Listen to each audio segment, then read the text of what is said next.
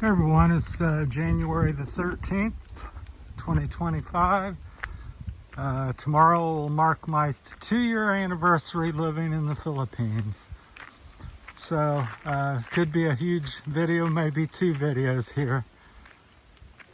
But let's see, I'll start back in the very beginning, share a little bit of my story on this. So I was living in America, becoming, kind of briefly go over it, not make this the short version. Was kind of disenchanted, working hard all the time, never really getting ahead, just grind. Life's a hamster wheel, meeting people and dating, and having, relationships with something similar. Everybody looking for something better and more and ready to quit for any type of reason. So I got interested in the Asian culture, and I dated a Chinese lady over in America for a brief time, and really caught my attention. Thought they're very hardworking, smart people, very family oriented. Hey buddy, shh. Shh means no in the Philippines. Hey! So anyhow, yeah, I always get an interruption here from a dog or something. Other than that, it's pretty peaceful here going up the mountain to Santiago. So I thought I'd try to get this video in here. But yeah, dated a Chinese lady, really liked that, so I become interested. So thought, well, how can I meet somebody from the Philippines? Didn't want to go on a dating site, heard horror stories about that. So I'll place my own ad and strike up a conversation with somebody. So that's what I did, and had no problem meeting couple dozen different women online, and met one in particular, and we started talking every day and stood out to me. So ended up pursuing that, and about 5 years later we finally got together, and she came to America and we got married on the K1 visa, and she's a Filipina, and that was the beginning of Terry's Philippine journey. So kind of fast forward, from there we lived in America for about 3 years, or 8 years total, something like that, between probably 6 and 8. And my health started having issues with Parkinson's disease, and if that's what you want to call it. And so I said, well, I can't continue working my landscaping business. It's very hard and difficult. So I said, well, let's go to the Philippines. I feel comfortable. My wife's Filipina, and have her kids here and all this and that, and researched it online for about 5 years, studying all the expat videos and everything I could about the Philippines. So I was pretty well prepared, saved up some money, married 8 years. Really researched it pretty thoroughly, at least for me, and pulled the trigger, decided to get up, sell everything, and for various reasons, like I said, health was the primary issue. Just getting older and running out of time, and wanted to do something different with my life and experience something other than grinding away in Ohio in America. So came over here. My wife and me had sent money for the kids to build a little house for us, and we could all live in. And got over here, and that was done. Thought everything was set. And about 3 months into being here, wake up and the wife's basically gone. Goes back to America. The kids start saying, different things. We're not going to name names and say too much. That's not what it's really about. It's more just sharing an experience that I personally had, which I hear quite often over here. So I ended up leaving the house that I came over here to, that I thought was my retirement home and everything. So meanwhile, you know, people are very friendly here and easy to meet people and make friends.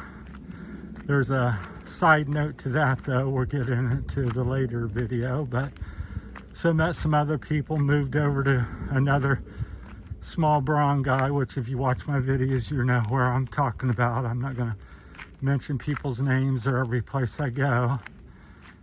And I have some health issues there, you know, continue, and so I end up leaving to go to a medical facility in Iloilo, and I'd made a friend there about 1.5 years ago, and so they took me and their family there, and so that's been my journey.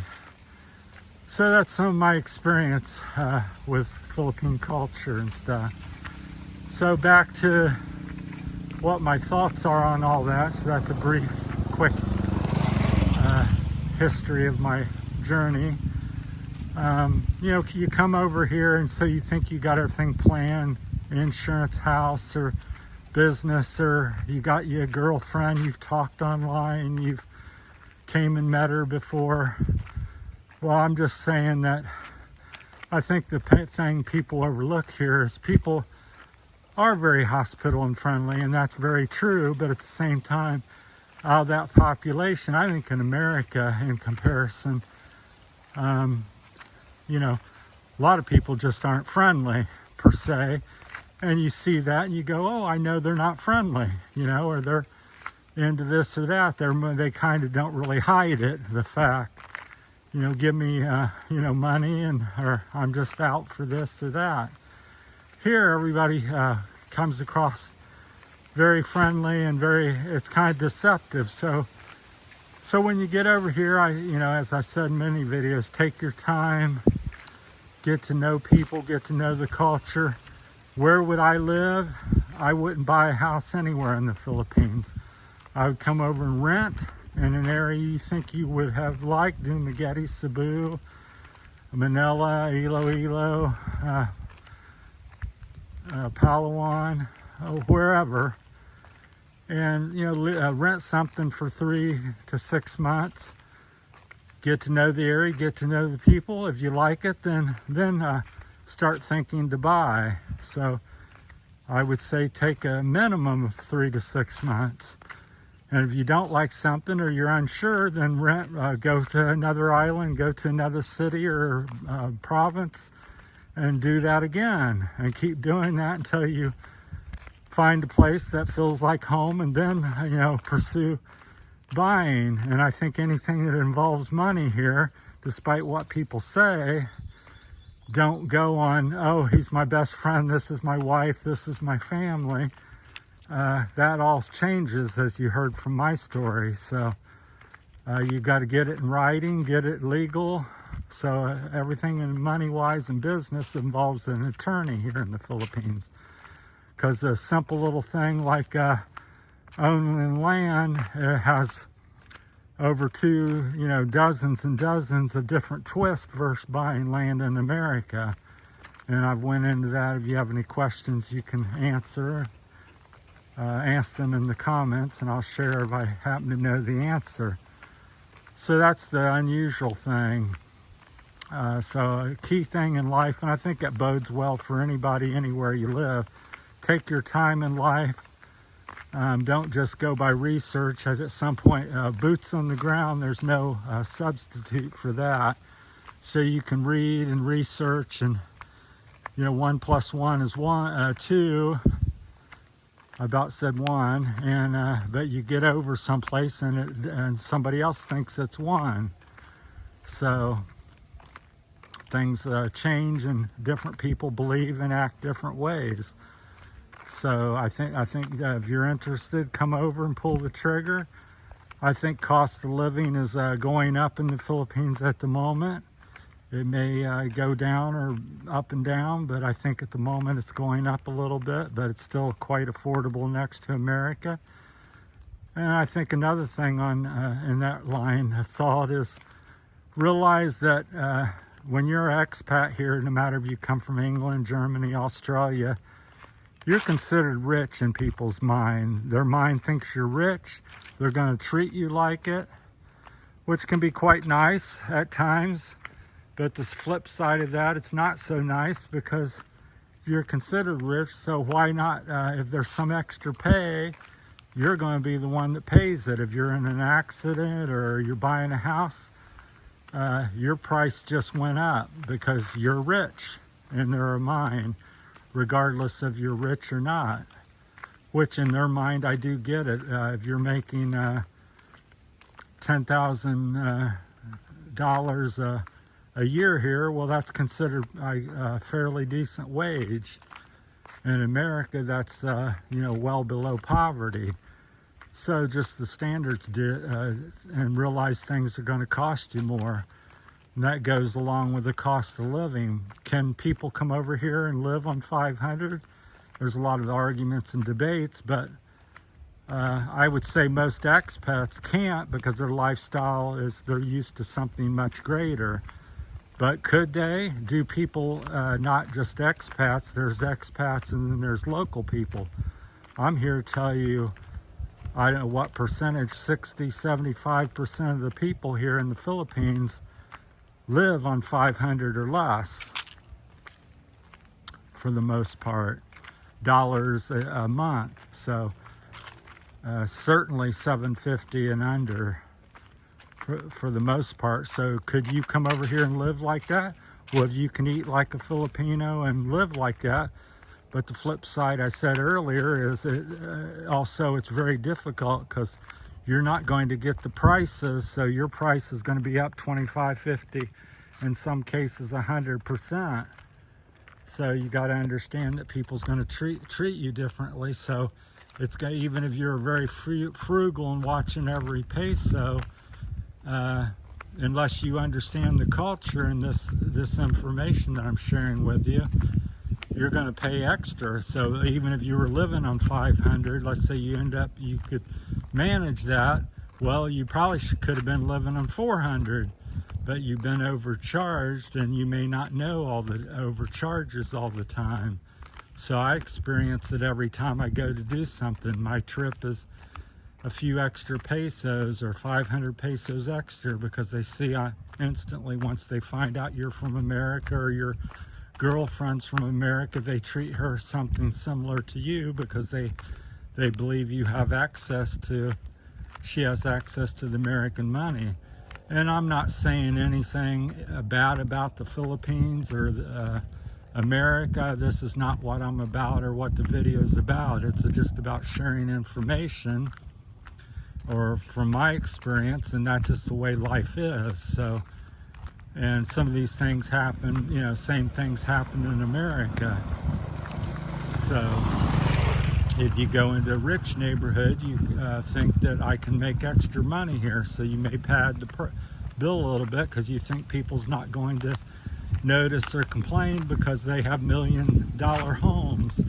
So it's really no different in the long run. They're just more people that have less than you here, and so it's more common.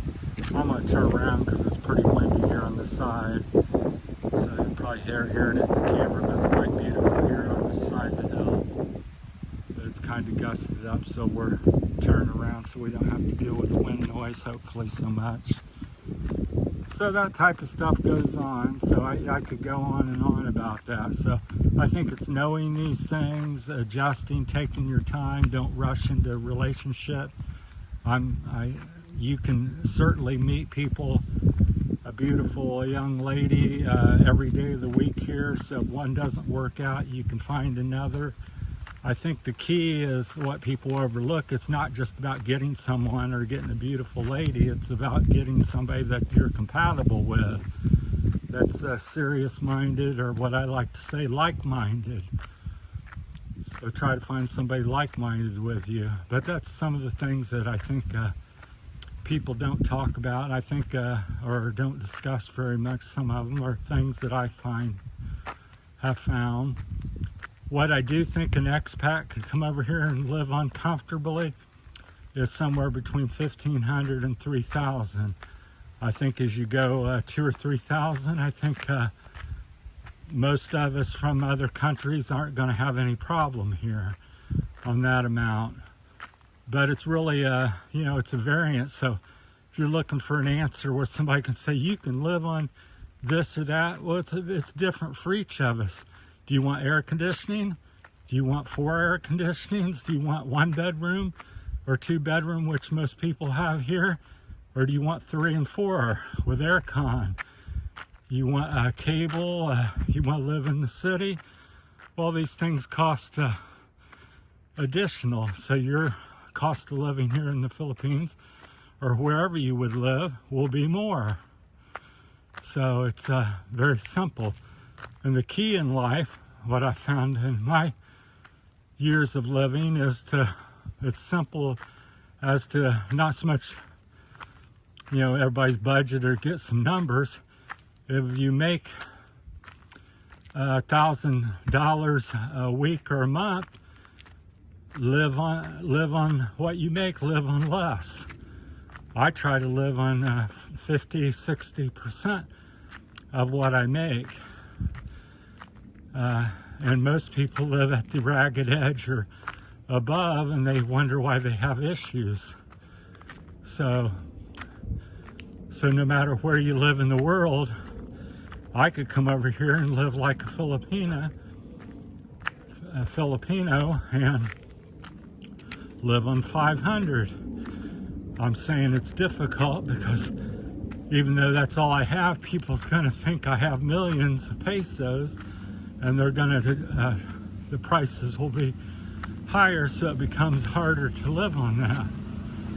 But it could and can be done. But I think it's an unrealistic number for the reasons I just described.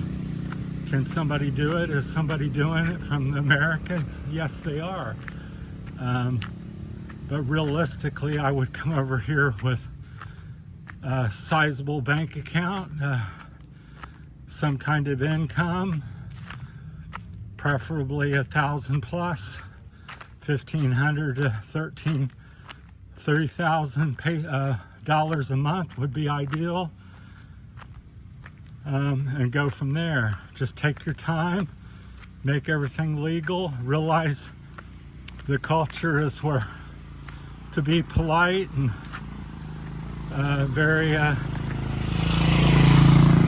nice here, and within that mix of that, it gets lost all the different negative things that go on.